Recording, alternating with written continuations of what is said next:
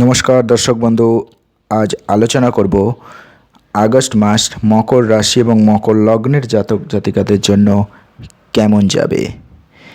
মকর রাশির জাতক জাতিকাদের জন্য এই আগস্ট মাসের কিছুটা সময় অনুকূল, তবে কিছু কিছু ক্ষেত্রে সতর্কও থাকতে হবে। স্বাস্থ্যের ভালো যত্ন নিতে হবে, স্বাস্থ্যের প্রতি মনোযোগী হতে হবে, কারণ রাশির অধিপতি দ্বিতীয় ঘরে এবং বিপরীতমুখী অবস্থায় থাকছে। এই পরিস্থিতিতে শুক্র অষ্টম ঘরে অবস্থান করে আপনার স্বাস্থ্যের ক্ষতি করবে, তাই এই স্বাস্থ্য বিষয়ে সতর্ক বিশেষভাবে থাকতে হবে। ছাত্রদের জন্য এই সময় খুবই অনুকূল হবে এবং তাদের দক্ষতা বাড়বে। আপনাদের কঠোর পরিশ্রমে কোনো রকম বিকল্প ভাববেন না। সাফল্যের জন্য প্রচেষ্টা চালিয়ে যান, পরিশ্রম করুন। প্রেমের সম্পর্কের জন্য এই আগস্ট মধ্যবর্তী হবে। আপনার সঠিক বোঝাপড়া থাকবে, তবে কিছু ক্ষেত্রে রাগের জন্য সম্পর্কে ক্ষতি হবে। সুতরাং কথাবার্তা সাবধানে বলুন। একে অপরের মধ্যে প্রেমময় সম্পর্ক বজায় রাখার চেষ্টা করুন। বিবাহিত যারা রয়েছেন তাদের জন্য মাসের প্রথমার্ধ একটু সমস্যা থাকবে। মাসের প্রথমার্ধে রবি সপ্তমে থাকছে, যাতে কোনো ধরনের বিবাদ বা অহংদ্বন্দ্ব না ঘটে, সেটাকে অ্যাভয়েড করার চেষ্টা করুন। কর্মজীবনের সম্ভাবনা ক্ষেত্রে, চাকরির ক্ষেত্রে উত্থান পতন রয়েছে। মাসের শেষ দিকে এক্ষেত্রে ভালো ফলাফল পাবেন, অবস্থার উন্নতি হবে। মাসের শেষ দিকে চাকরির পরিবর্তনেরও একটা যোগ রয়েছে। ব্যবসার ক্ষেত্রে যারা রয়েছেন তাদের সরকারি উপকৃত হবেন। সরকারি খাতের সাথে যারা যোগাযোগ রাখেন তাদের ব্যবসা বৃদ্ধি পাবে। পারিবারিক জীবনে সুখ শান্তি ঘটবে এবং ভালো আর্থিক সাফল্যও কিন্তু পাওয়ার একটা যোগ রয়েছে। তবে আর্থিক আয় আপনাকে দুশ্চিন্তা থেকে দূরে রাখলেও খরচের দিকে কিন্তু একটু নজরদারি করতে হবে। এই ভিডিওটি বিভিন্ন ক্যাটেগরি ধরে আমি ভিডিওটিতে আলোচনা করব। মকর রাশির বা মকর লগ্নের জাতক জাতিকাদের জন্য জীবনের কোন কোন ক্ষেত্র কেমন যেতে চলেছে। তার আগে বলে রাখি যে সম্পূর্ণ ভিডিওটি দেখবেন। ভালো লাগলে আপনার জীবনের সাথে ঘটা ঘটনার সাথে যদি মিলে যায় এই ভিডিও যে ভবিষ্যৎবাণী করা হয়েছে সেটা, তাহলে অবশ্যই ভিডিওটিকে লাইক করবেন, শেয়ার করে অন্যকে দেখার সুযোগ করে দেবেন। আর চ্যানেলটিকে যদি এখনও সাবস্ক্রাইব না করে থাকেন তাহলে সাবস্ক্রাইব করতে ভুলবেন না। চলে আসি কর্মজীবন। কর্মজীবনের দৃষ্টিকোণ থেকে মাসের শুরুতেই দশমের অধিপতি শুক্র বুধ গ্রহের সাথে অষ্টমে অবস্থান করবে। এখানে বুধ ষষ্ঠ ঘরের অধিপতি এবং নবম ঘরের অধিপতি। এই ধরনের পরিস্থিতিতে কাজের প্রোফাইলে নিম্ন শ্রমিক পরিস্থিতি অব্যাহত থাকবে। একেবারে সাবধানে আপনাকে এগোতে হবে, কারণ কিছু প্রতিপক্ষ আপনার প্রয়োজনীয় ভুল করার জন্য অপেক্ষা করবে। তারা সেটাকে বাড়িয়ে দেখাবে এবং ঊর্ধ্বতনদের কাছে আপনার কিছু সমস্যা তৈরি হবে। তাই মাসের প্রথমার্ধ শান্তিপূর্ণভাবে কাটানোর জন্য আপনাকে কিন্তু সচেষ্ট থাকতে হবে। তবে ধীরে ধীরে এই পরিস্থিতি কেটে যাবে এবং চাকরিতে ভালো অবস্থার সৃষ্টি হবে। বিশেষ করে 25শে আগস্ট শুক্র নবম ঘরে যখন যাবে তখন সিচুয়েশনটা অনেকটাই ভালো হবে। এই সময়ে চাকরিতে পরিবর্তনেরও একটা ইঙ্গিত রয়েছে। যদি আপনার কর্মস্থল স্থানান্তরযোগ্য হয় তবে মাসের দ্বিতীয়ার্ধে আপনার ট্রান্সফার কিন্তু হতেই পারে। তাই কোনো প্রকার আতঙ্কিত হবেন না এবং এর থেকে আপনি ভালো সুবিধা পাবেন। পরিশ্রম কঠোরভাবে করতে হবে, তাহলে অবশ্যই কর্মক্ষেত্রে সাফল্য পাওয়া যাবে। 22 আগস্ট থেকে ষষ্ঠ ঘরের অধিপতি বুধ সপ্তমে অবস্থান করবে এবং রেট্রোগ্রেড হবে। এই কাজের দক্ষতা বৃদ্ধিতে গুরুত্বপূর্ণ ভূমিকা পালন করবে। আপনার ঘটনাগুলো বারবার পরীক্ষা করতে থাকবেন এবং নিশ্চিত করবেন যে আপনি কিছু ভুল করছেন কিনা, তাহলে ভুলের পরিমাণ কমে যাবে। ঊর্ধ্বতনদের কাছ থেকে কাঙ্ক্ষিত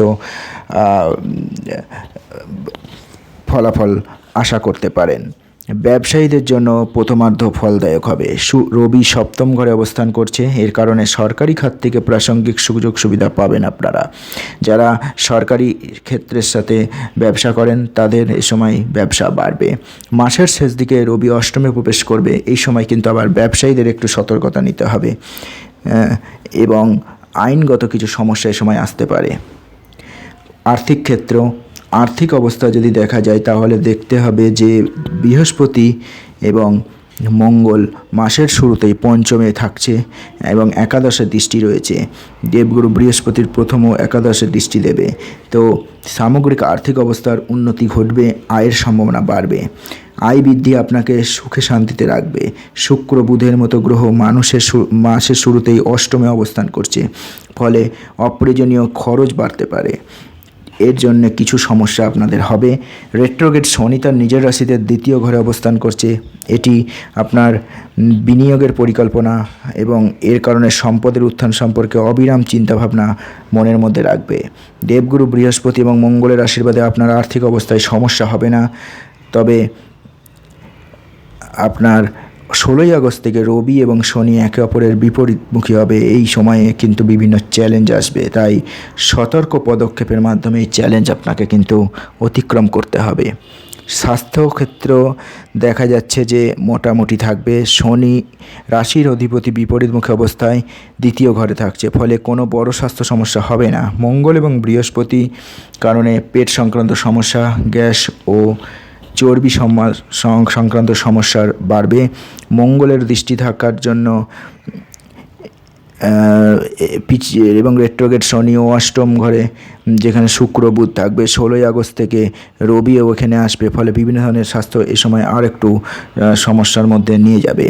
তো রাহু তৃতীয় ঘরে অবস্থানের জন্য আপনার স্বাস্থ্যের প্রতি একটা অসতর্কতা, ছোটোখাটো ঝামেলা উপেক্ষা করা, এই ধরনের একটা ঘটনা থাকবে।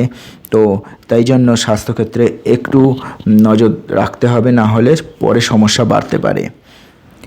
আপনাদের যারা প্রেমের সম্পর্কে রয়েছেন তাদের জন্য এই মাস কিন্তু ভালো যাবে। বৃহস্পতি পঞ্চমে অবস্থান করে সম্পর্ককে এগিয়ে নিয়ে যাবে এবং আপনাদের একে অপরের প্রতি বোঝাপড়া, সম্মান এগুলো বাড়বে। একে অপরকে গুরুত্ব দেবেন এবং একজন আদর্শ প্রেমিক হিসাবে সম্পর্ক পরিচালনা করতে আপনি সক্ষম হবেন। অন্যদিকে মঙ্গল আপনাদের কথাবার্তায় তাড়াহুড়ো এবং জোরদার হতে অনুপ্রাণিত করবে। এটি আপনার প্রিয় ব্যক্তিদের থেকে উদাসীনতা বা ক্রোধের দিকে নিয়ে যেতে পারে, তাই প্রিয়জনকে আঘাত করে এমন কিছু ঘটনা বা কথাবার্তা অ্যাভয়েড করার চেষ্টা করবেন।